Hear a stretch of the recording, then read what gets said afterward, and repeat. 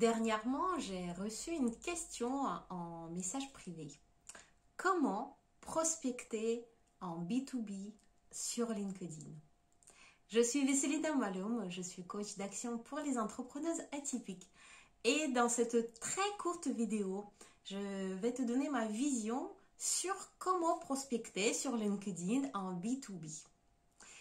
Et tout d'abord, la question, ou plutôt l'objection qu'on m'a sortie déjà par rapport à ça, c'est, mais tu sais, c'est complètement différent la prospection en B2B, donc quand on prospecte auprès des entreprises, si on veut travailler avec les entreprises, ou la prospection avec les particuliers, avec des personnes. Et donc, quelles sont les méthodes dans cette question-là? Ce qui était sous-entendu, c'est quelles sont les méthodes différentes qui permettent de prospecter un B2B, en particulier sur LinkedIn, par rapport à la prospection avec les personnes, avec les particuliers. Et moi, j'ai une question pour toi.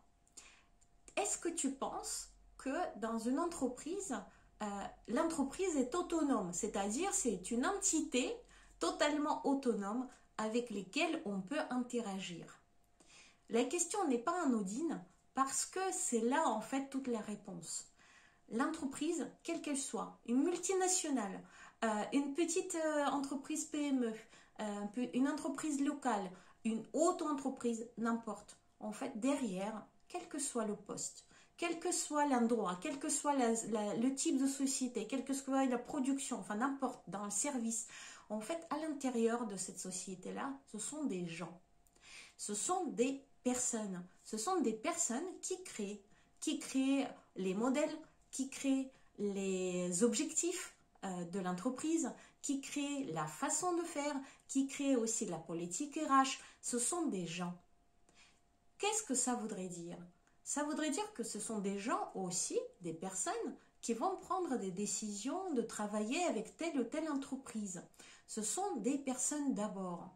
Ce n'est pas l'entreprise et même pas un service qui va prendre la décision, ce sont des personnes qui font partie de ce service et qui sont effectivement probablement décisionnaires ou en tout cas influents dans la prise de décision.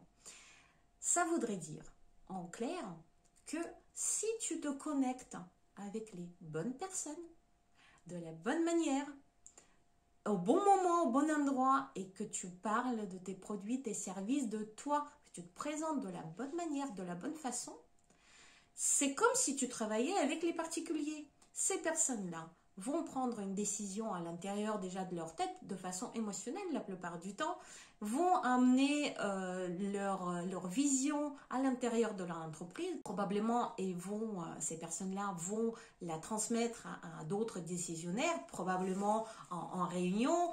Tout va être échangé, mais de toute façon, la décision va être prise par des personnes.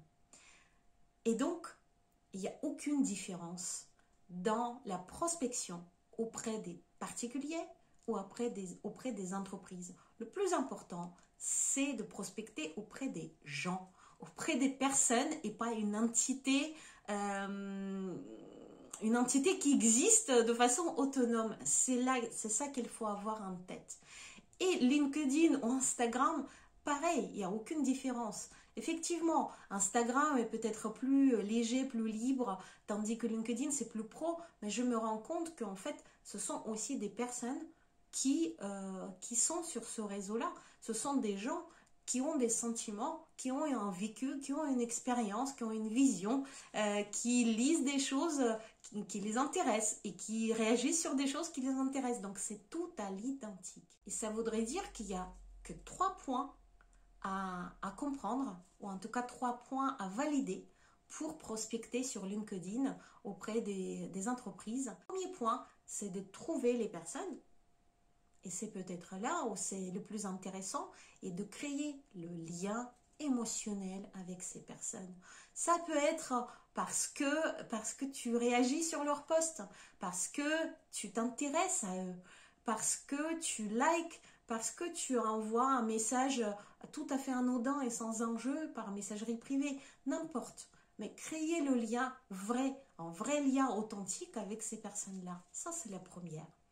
Deuxième, c'est évidemment apprendre sur les besoins de ces personnes-là, sur les besoins de leur entreprise, sur leur position peut-être dans l'entreprise, sur leur enjeu dans cette entreprise. Effectivement, ça ne change rien par rapport à une cible des particuliers.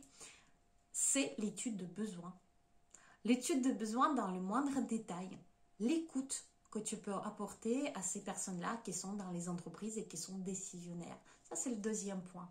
Et tu as le troisième point, évidemment, que personne ne va annuler, c'est la qualité de ton service. De quelle manière, de quelle façon et à quel niveau tu réponds aux besoins de ces personnes-là, du coup, et de leur entreprise. C'est tout.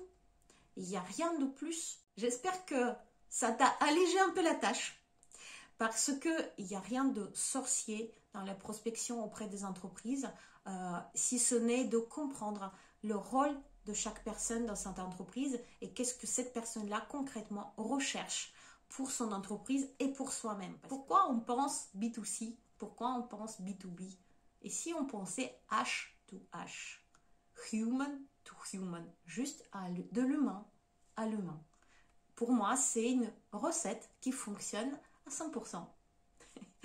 J'espère que cette vidéo t'a plu et qu'elle t'a apporté des réponses à tes questionnements et en tout cas peut-être alléger la charge mentale par rapport à cette problématique de prospection B2B, LinkedIn ou ailleurs. Si c'est le cas, n'hésite pas à me le dire en commentaire ou en mettant un petit pouce, un like.